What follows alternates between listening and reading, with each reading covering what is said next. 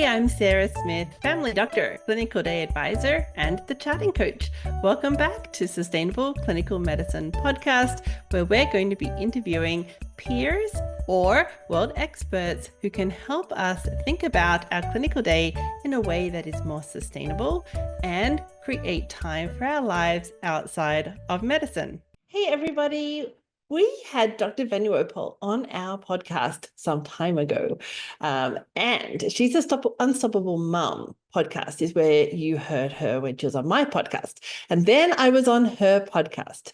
I wanted to bring that episode here because I talk about some practical examples and some stories of how doctors are changing up their clinical day, and a little bit of my story too, of how I changed up my clinical day and why. Because I'm talking about some really good pearls, I thought I'd bring it here for you guys because I know you're working on creating sustainable clinical medicine. So a little cross-pollination. Welcome back. We're going to have Dr. Venugopal and myself having a chat on her podcast, and we're replaying it here. Have a great week, everybody. Hey, this is Dr. Priyanka Venugopal, and you're listening to the Unstoppable Mom Brain podcast, getting your work done at work with Dr. Sarah Smith. Today, I am thrilled to bring you a very special podcast guest. This is Dr. Sarah Smith, who is a practicing rural family physician and also a charting champion. She's a charting expert who helps physicians specifically get their work done at work. So when they leave the office, they can really truly feel present with their family. And in her words, as she describes on the podcast today, create bucket loads of time. I have been aware of Sarah now for years. She is in a lot of the same circles that I am in, and I have seen the work that she does impact so many physician women. And I knew that a lot of what she teaches physician women could really apply to professionals in every industry. And I know based on what Sarah has shared in some of the circles that we're in, that her perspective, her strategy, and really the mindset that she brings to her clients would be so impactful to bring to this podcast. So I cannot wait to dive into today's podcast episode with Dr. Sarah Smith. She's going to share truly some tangible tips that you can start applying today to, in her words, create bucket loads of time at home where you get work done in the workplace and really feel more present being at home with your family. And before we get into today's episode, I want to make sure that you know the Unstoppable group is currently open for enrollment. The April cohort is enrolling now. Spots are limited and they are filling on a first come, first serve basis. This is my intimate 6-month small group coaching program specifically designed for professional working moms who want to lose the weight they want this year without the fads and the gimmicks. I teach my clients a simple science-backed strategy that really you can fold into your life forever. One of the things that I used to do, and I don't want you to do anymore, is believe that you have to just lose the weight quickly with quick fads and gimmicks. But then when you lose the weight and you reach your goal weight, that you go back to your quote unquote old way of being. When you do that, you will inevitably gain the weight back. If you're interested in working with me, if the work that we have been doing together on this podcast resonates with you, do not wait another day to grab your consult call with me where we will discuss if we are a good fit to work together. You can grab your consult over at the unstoppablemombrain.com/group, where you will learn all about the nuts and the bolts of the program, the features, and all the fun things that we do together. Plus, there's a button there for you to book a call with me. If you don't see a call time that works, don't worry. Email my team over at info@theunstoppablemombrain.com and we will find something that works. The next group is starting in April. I want you to get immediate access right now, the moment that you join, where we unlock the curriculum. You can start losing weight even before our very first coaching call in April. And truly, more than that, the moment that you join, you will feel such relief that you have a science-backed strategy that is actually going to work. So without further ado, let us get into my conversation with Sarah Smith, and I hope you guys really love this episode as much as I did. Hey everyone, welcome back to the Unstoppable Mom Brain podcast. Today I have a really, really special guest. This is Dr. Sarah Smith. I have been following her forever. She is in so many physician communities and really a coaching expert on getting your work done at work. Specifically, she works with physicians. I'm going to have her introduce herself. I just cannot wait for this conversation because as a professional working mom, if there's one thing I know, it's you want to get your work done at work. And when you come home, you want to be present at home. So Sarah, introduce yourself, and we're just going to jump into this conversation. I'm so excited. Perfect. Thank you so very much for inviting me. I love this space. I love what you do in the world too. So yeah, I'm a working family physician. I also work in the emergency department in patients, and I also help physicians and clinicians with their clinical day, like any aspect of the clinical day that's interfering with you getting home with the work of the day done. So I know there's a lot of pressure from different healthcare systems and EMRs and things, but even then, even with your patient load, we're trying to work on your best and most simple solutions for getting you home so you can be the person you want to be at home. So yeah. I love it. So tell us a little bit about how you went from being a rural family physician to becoming, I mean, I think of you really as an expert in the field around getting your work done at work. And I know that you specifically work with physicians in charting, but how did you go from being a physician in, probably also struggling with maybe some elements of this to becoming an expert in getting your work done at work and being home? Tell us a little bit about your whole journey. For sure. So it's interesting because this was what I struggled with, of course, right? So I am the original decades and decades of leaving the office knowing I wasn't done and having to come home and finish it in the evening and on the weekends, and having my life kind of disappearing in front of me with these little kids at home.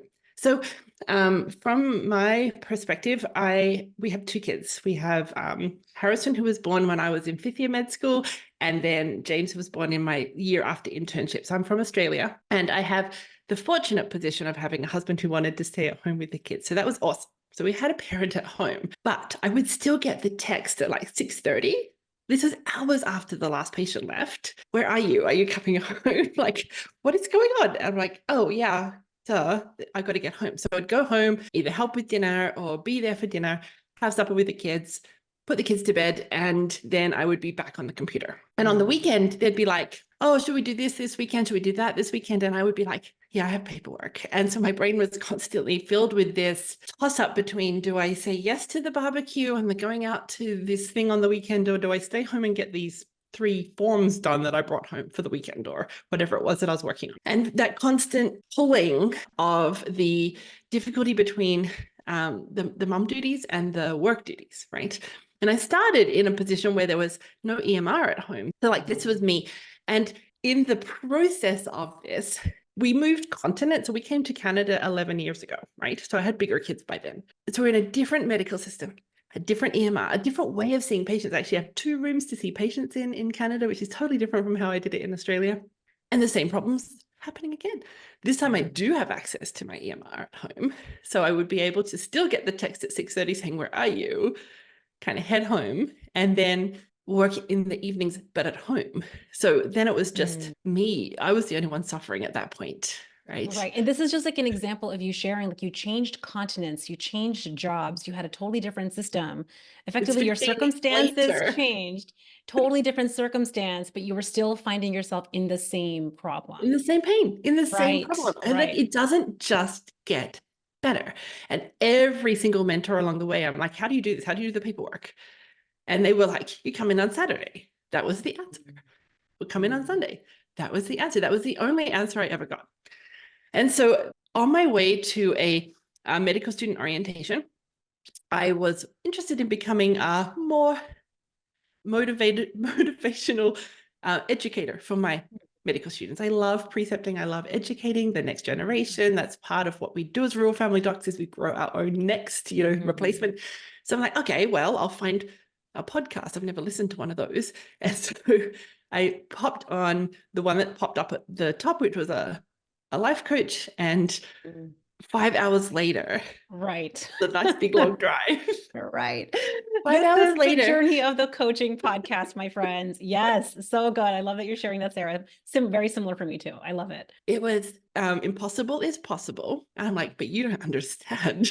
This is like the impossible problem. This is 15 years worth of possible problem, right? I'm like, well, I've transitioned country. I've transitioned EMR. I've transitioned patient population. I think this problem will follow me. And I'm like, well, buckle up, sister. We're going to have to figure this out, because there's no one else in the world figuring it out. So it was a step-by-step process to first step into the mindset of, what if it is possible to have a different experience of clinical medicine?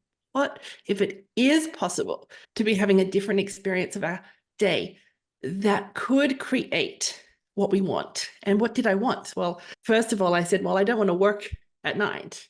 Okay, interesting. I want to be home on time. Okay, so I need to finish hours earlier and with everything done. That means a lot of stuff is going to have to be changed up in my clinical day. But holding on to that, where am I going? What do I want to actually achieve? Kind of starting to open my eyes about what is happening within my day that is stopping me getting there, and starting piece by piece, low-hanging fruit, conversations with others, changing up the way I do things so that my clinical day becomes keepable within the hours of the day. Right. What I'm hearing you say is the pain point was very clear to you. You weren't under any illusion around medicine is amazing and everything about medicine is amazing. You were very aware of the fact that while you loved maybe a lot of what you did as a physician, and I totally understand that feeling, there were so many aspects around your practice of medicine that felt painful, and it was creating your home life that in a way that you didn't want it to. So before maybe you thought, I don't think this can ever change, to, I wrote this down, you said, what if it is possible to have a different experience? And Sunny Smith was actually on the podcast recently. She said, it's almost like when you put questions into the Google search engine, you get different results. So you started planting that question. I wonder if it's possible for me to have a different experience of my work life. And I do this with my weight loss clients. For me to lose the weight I want, what if I could have a totally different experience? And you put that into the Google search engine, all of a sudden the solutions that you find are going to be, they're going to be so much better. So, okay, so keep going. So then how did you get to becoming the charting coach? So I figured it out. It took a full 18 months of starting the process of what do I want and how do I get it, and doing the work of change and creating this different experience, and bucket loads of time. Like, you would not believe the amount of time you can create. Like, we are talking about creating bucket loads of time in your life. Evenings, coming home, sitting on the couch going, I've got nothing to do. What? That's insane. And then weekends of, what are we doing this weekend? Like, it's not even necessarily fun or exciting initially. It's kind of a restlessness of, oh, there's space in my brain. This is delightful. And what the heck? And then the whole, like, 15 years of doing it one way, and now I'm doing it a different way, and it's so much better. And I'd become a coach in the process because I wanted to do the coaching for myself, because within my clinical day, helping my patients excel, take ownership of their health and decide what they want and going after it, it was really exciting. 15 years as a family physician, suddenly I'm having different conversations with my humans in the room saying, what do you want? What can I help you achieve? I notice that you think the boss is toxic. What do you want? How do you want to show up at work? How can we change your experience of work without changing the boss? Right. And it was so intoxicatingly fun. So then I said to my fellow physician humans, what do you want help with? Well, the resounding answer was the paperwork. Well, I hung my head. I'm like, oh no, the thing I finally got out from underneath, and they want me to delve back in there. And then I'm like, but wait, I figured that out. Maybe I can help them too, maybe. And so I stepped one by one through the same process that I'd taken myself. One by one, 500 hours later, within 6 sessions, they're all going home with their paperwork done. I'm like, it works. So that is I'm the dream keeper of possibility, that I'm not going to take your brain's current opinion of your day and tell you it can't be done. I'm going to hold for you your dream of, can I make this sustainable?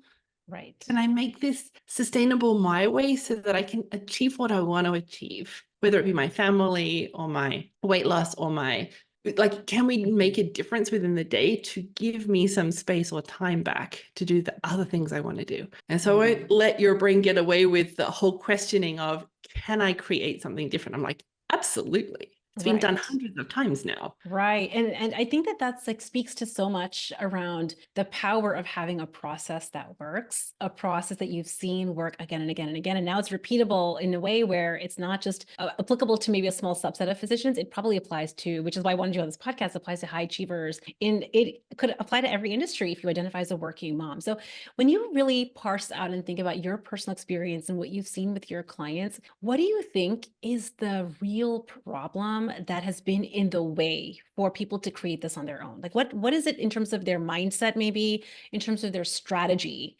that, you might try to buckle down and work harder during the day, but it just doesn't seem to last? What do you think has been the real problem? Yeah, that's a great question. So I think the step back and notice. So I'll tell you an example of that. So I would see patients and I would just leave the charting till later because that's kind of how it was done, or I had just learned to do it. I'd kind of put that off till later. And then the other things of the day. So, when the last patient or the last phone call, the phones finally get turned off at your workplace, right? If you're not seeing patients and you're like, phew, there's no more incoming. Now I can just look at the pile and get it done without interruption, right? We kind of wait for that moment and we get to that moment and we look at it and we're like, oh, this mountain, this it's a pile of charts that you mountain. have to get through. So this right. obstacle course between me and home is insurmountable. It doesn't even matter if I start, I'm not going to get done. And then my brain would say things like, I could work for 24 hours and still not be done. And it would say things like, why bother starting? You're never going to be finished. Or where do I even start? Does this ever end? Do I have to get off this hamster wheel for it to end? Like,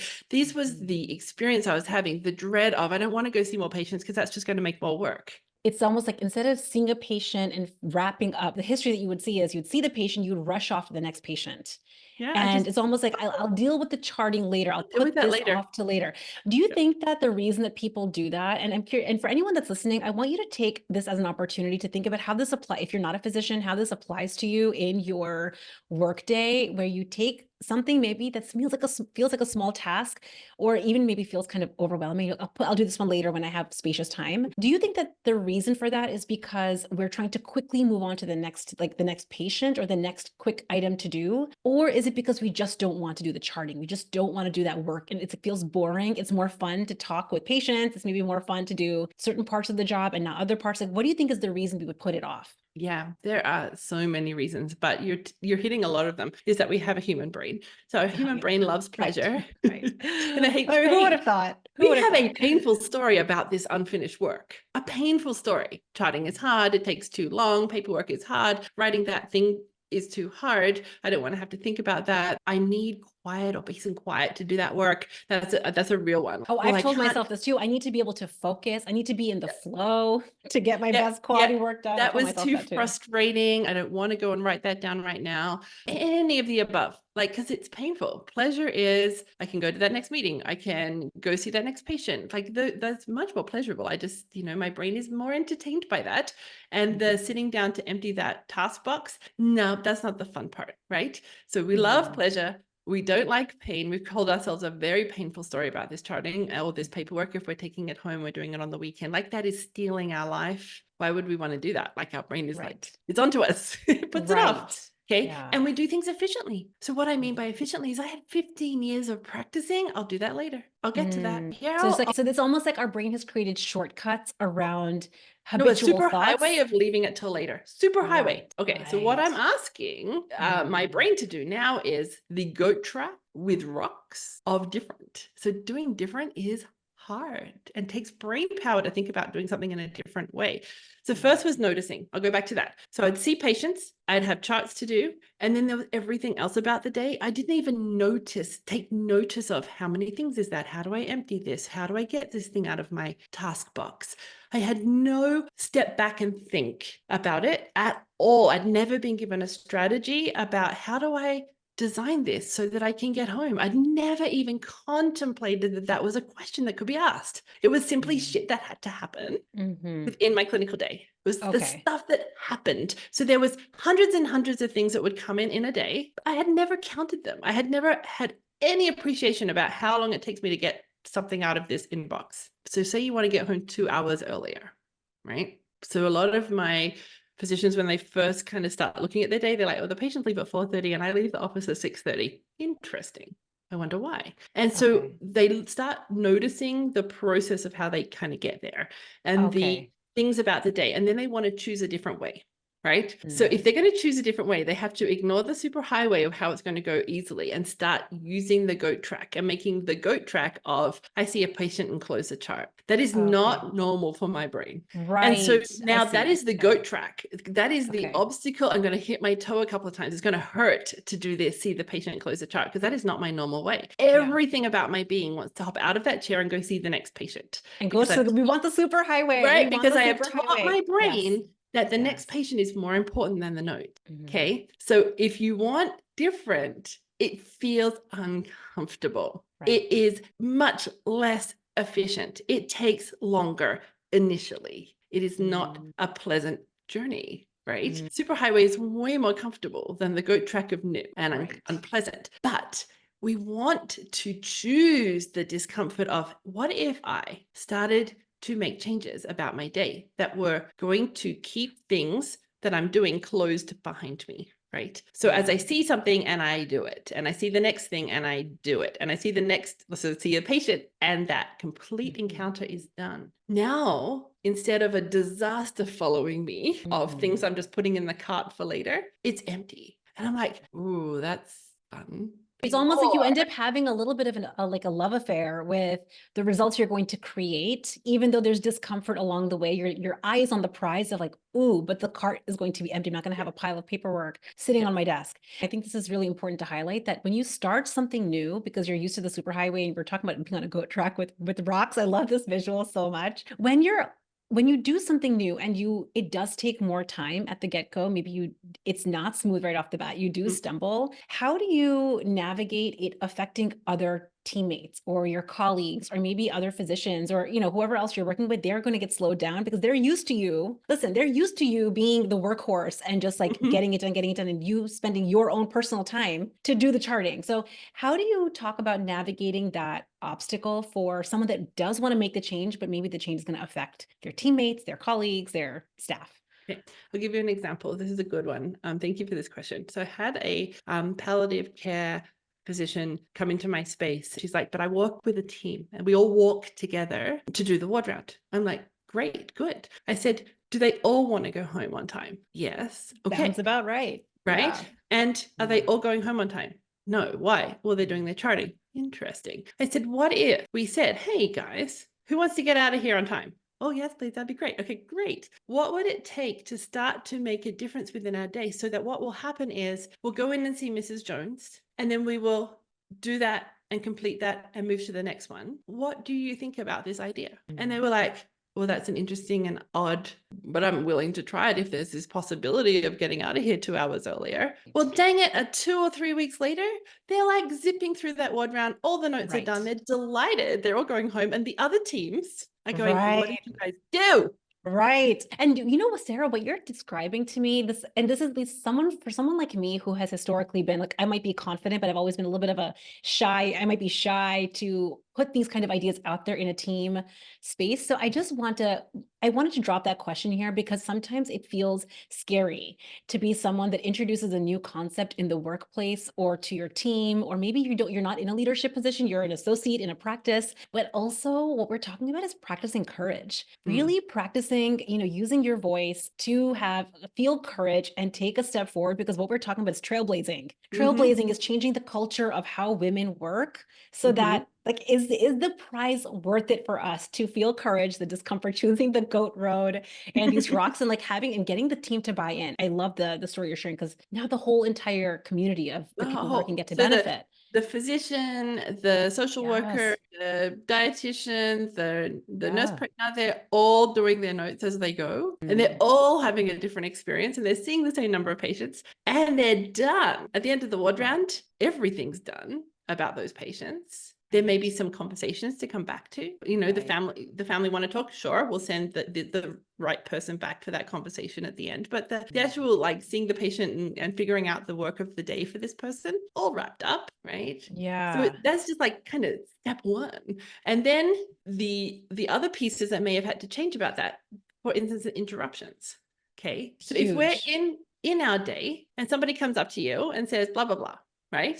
What are those? Just taking notice of who interrupts you and what do they ask you? And then the step back would be, I noticed that I get asked, this every day. What would I need to do, say, have a conversation about to empower that person to have the answer before ahead of time? Or if it is me who has to make that decision, when do I want that question? Which interruptions do I need right now? And which ones should we batch? And I'll come find you at X o'clock and you can give me all the questions. I'll give you all the answers. What I'm hearing you say is there has to be almost like a retraining of, number one, how we train ourselves to batch interruptions. So we have to go first. We have to first say we are going to not allow ourselves to get interrupted all the time. Our door is not an open door policy when in the middle of the work, in the middle of a project, I'm not interrupted, right? So we have to have the discipline on ourselves to batch when we're allowing interruptions. But the second piece of what you're talking about is really having an infrastructure and almost retraining your staff, your team, your colleagues, unless there's an emergency, that these interruptions also have to be batched.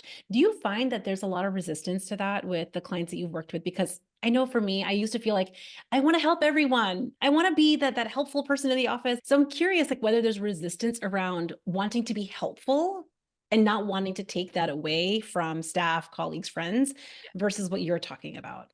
Okay, so it sounds really lovely to be open door policy, but I want you to notice the internal when you're now putting out all the fires, right? So it's not normally, oh, I'm delighted by you interrupting me. It's like, oh, I'll put on my happy face because I said open door policy. I know I have open door policy, but this is starting to hurt me, right? There are ways to be leaders within your place. And you may not be the leader or the boss, but you are a leader within the team that you work in. When you're teaching people to come find you because you would love to help them and they use your brain for all of the answers, it's exhausting versus, hey guys, when you come to me and say blah, blah, blah, I need a little more information than that. Right. If this photocopy is on the blink, what do we need to do to fix it? Does someone who want to make a call, who's going to be best at that? And starting to set up these conversations or finding time when we can use our people to their highest level. And training them to operate in that way. One of the things that I have seen with my clients, I'm curious if you've seen this, I feel like it's true with physicians, is we're not even aware of how much we have been wanting people to need us. We have been wanting to be the person with all the answers. And I think that it's, unless you're aware of your tendency and the mindset around this, you might be operating without being aware. In my experience, what I've seen is women, professional women, we get a sense of pride and accomplishment and worthiness and value when we are the person that people come to with, because we want to be the ones with the answers. But I think the work that at least I've done with my clients, and I'm guessing this is very applicable here, is what would it be like for us to create our own pride, our own accomplishment, our own satisfaction, value, and worthiness without it being attached to people needing us? And how amazing we get to hold them in their highest regard and let them operate with their most efficient work strategies. And then we get to also be the most efficient and actually go home and live our life. Yeah. And it is a process to get there. So I remember when we were doing some work early on with team building, and we were talking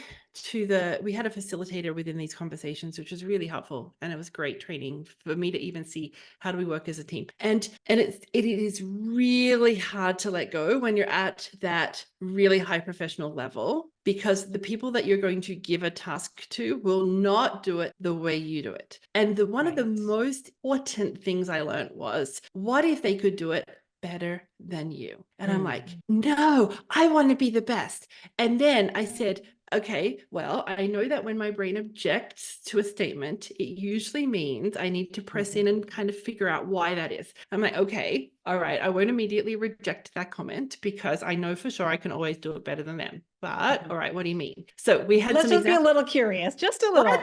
What? I can always do it better than them. All right. So a form, my favorite thing in the world is not a form, just so you know, I'm being very sarcastic.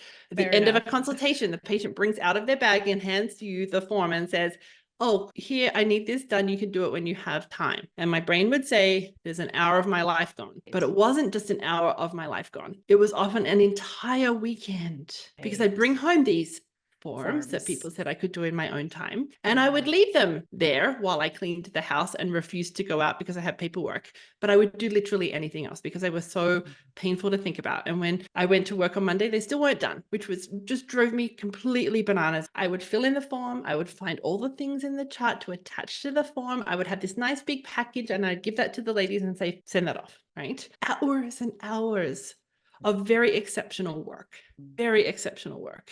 I would despise every minute of it. Okay. Right. And then there's these humans in the world who love doing forms. And I'm like, they better at it than me.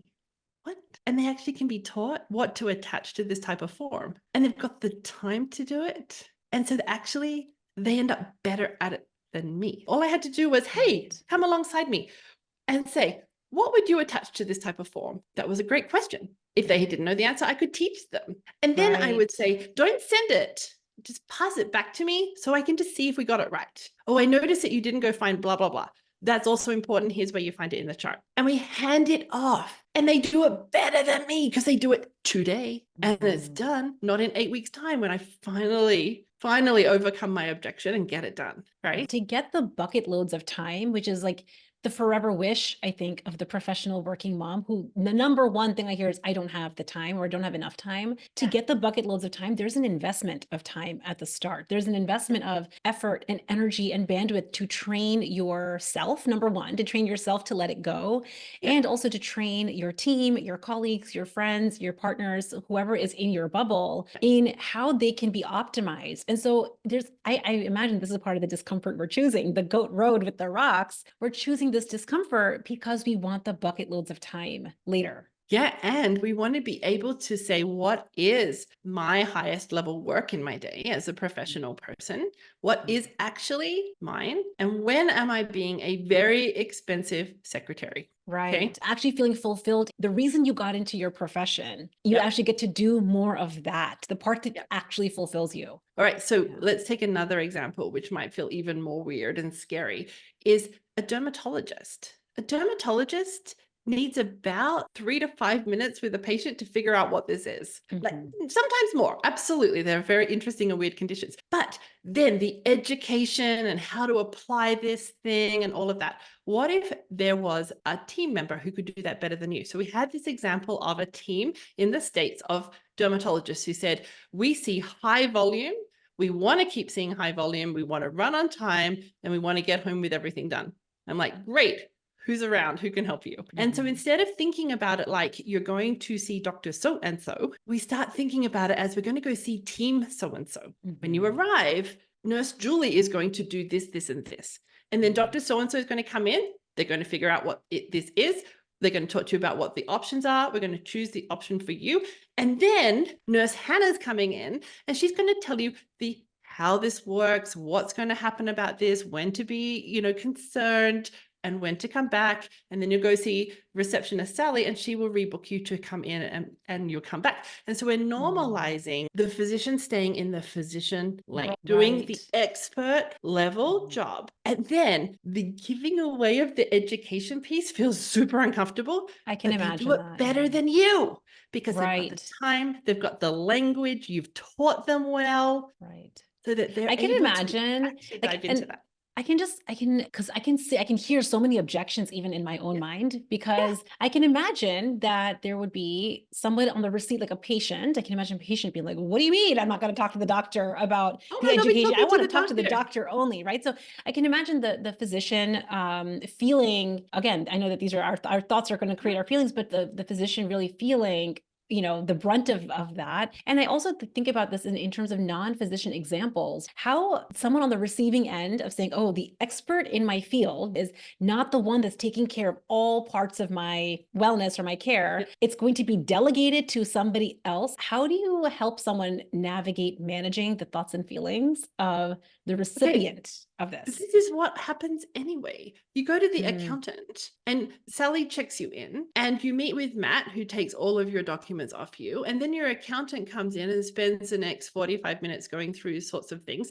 And then Wanda's the one who's actually going to put it together and email it to you. And then it's Sally who's actually checking that you replied to the email. Your accountant's got nothing to do with any of that. It's already being done in so many industries. Right. So it's actually what you're saying. It's like just validating the fact that actually it is a really normal experience to have systems and teams in place, but there's probably lots of pockets of time that professional women are taking on responsibilities that they could be delegating, and actually giving yourself permission to play and experiment with training other people on your team to do something better than you could. And then we come up with the objection of, I have no team. So you don't have a team member. You're going to do this solo. So start being noticing of what am I doing that takes so long? A really good example of this is a script renewal. So a request comes in for a script renewal. Now you have a choice always. I say, yes, I want to renew them because I know this patient, I'll have them in anyway. I'll just get this done. But you look at the first medication and it's a thyroid medication, which you think you could just renew. But when did they last have blood work? And what is the indication for this? If this person's had thyroid cancer, I need to know that their thyroid function was done recently. But I also need to remember that about them. So in the prescription, the way I start to help future Sarah is when I write that prescription, I write a little thing in the free text that says, this patient's had thyroid cancer. The aim for the TSH, the thyroid level is this. That then is a so much faster prescription renewal. Otherwise, every thyroid renewal, I'm like, did this person you have to dig through the chart and try to figure it out. I have to go digging. Yes. 8 minutes per script renewal. I don't have time for that. Right. This is kind of mind blowing. What you're talking about is actually training yourself to be your own best team member so that you are helping future you to be much more quick and efficient with your process. So even if you don't have, assistants and team and colleagues that are to create a system in place, which is, I would love that for everybody. If you're a solo practitioner or a solopreneur or someone that's on your own, that you can become your own teammate. But this is requiring training yourself to be efficient in the moment. Yeah, even within business. So the example I will give is I was asked for this podcast to give my, social media handles and my picture, all that. Well, we have that all in one place, so I can just plunk it towards you rather than, I gotta do that again. It takes me 8 to 10 minutes to find that every single time. By putting up those assets for your business, the assets for yourself, the things that you're asked to do over and over, how can you streamline that?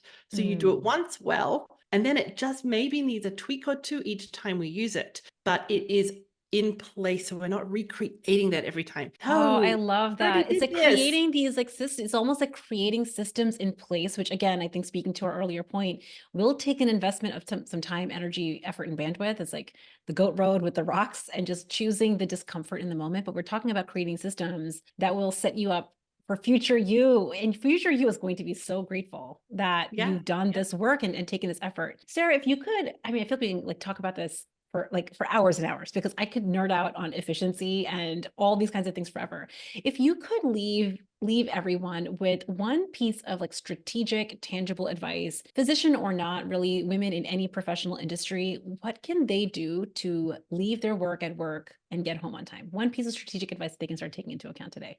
Yeah, I think that first know that it's possible to create a different experience. And what is it that you want? Just get really imaginative, take yourself on a walk, have a long shower, and just decide what am I craving? What do I desire? What would I love to go and create in the world? Just because it doesn't exist right now does not mean it can't. And even if it takes you 3 years to figure it out, won't it be so much more fun to be there than here?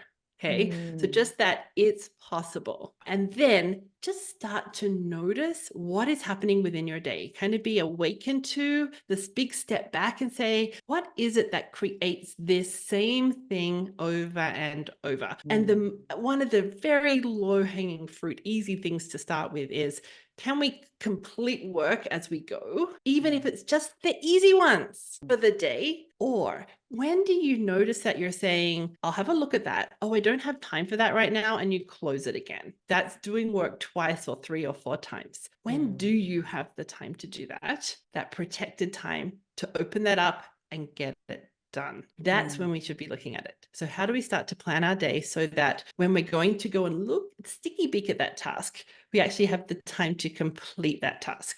There's 3 things that I'm taking away from this. The first one, and I love the use of the word awakened, because a lot of what we're talking about is we've just been subconsciously going through the motions because that's what we've been taught and we haven't challenged it. So being awakened and just taking inventory from your most conscious self to become aware of where are the obstacles in your day, where are the inefficiencies, where are the interruptions, where are you pushing things off to later? So that's the first thing. The second thing that I heard you say is really becoming aware of where you're double or triple working. So you open up the work, work and then you close the work, and then you open up the work and then you close the work. I think that that is something that probably if you become awake to this piece, you're probably double or triple working. And then the third one, this is the most impactful, is how can I close this work right now? Is it possible for me to close this right now? Like just wrap up the chart right now, wrap up the email right now. And I think another favorite one is just like, it doesn't have to be A work. It can be A minus. It can be a B plus. We can just to get it done and wrap up the loop so we can move on in our day. Yeah. I love it. Sarah, thank you so much for coming on the podcast, sharing your wisdom. I love having experts in their field come and share their perspective and their voice. And I know that people listening will find this episode so incredibly valuable. Tell us all how we can find you, learn more about you. Tell us everything. Sure. So I also have a podcast, if you're into podcasts, called Sustainable Clinical Medicine, where we have others talking about how they've managed their clinical day or things like that. Chartingcoach.ca is where you'll find me in terms of a website, or on Instagram as Charting Coach, or in Facebook as Charting Coach. So yeah. I love it. Tag us on Instagram if you found a nugget, tag us both and let us know what you're taking away from this episode. I just find that when we really anchor to what we're taking away, we're not just passively learning, which I know is fun, guys. I know listening to the podcast is fun, but we want to start actively implementing the things that Sarah talked about on this podcast. So tell us what you're going to start implementing today. And I hope you guys all have an amazing week. Sarah, thank you so much for coming onto the podcast, and I'll see you guys all next week. Bye. I am just blown away by this conversation. I love bringing guest experts onto the podcast to share their perspective and their unique angles in how their work is impacting the lives of professional women. So I hope you love today's expert, Dr. Sarah Smith, and everything she shared. Truly, I love it when she said bucket loads of time, because I just know that the number one complaint, I know this was my complaint, and what I see with my clients is the thought, I just don't have enough time. But I think what Sarah shared today was just starting with the possibility, getting curious. I wonder what if it could be different. Thank you for being part of the Sustainable Clinical Medicine podcast. If you'd like to learn more or join us to help you get home with today's work done, go to chartingcoach.ca. There you'll find all the information on the premier Lifetime Access Charting Champions program that is helping physicians get home with today's work done, with all the proven tools, support, and community you need to create time for your life outside of medicine. We would love to see you there. Until next time, thanks for listening.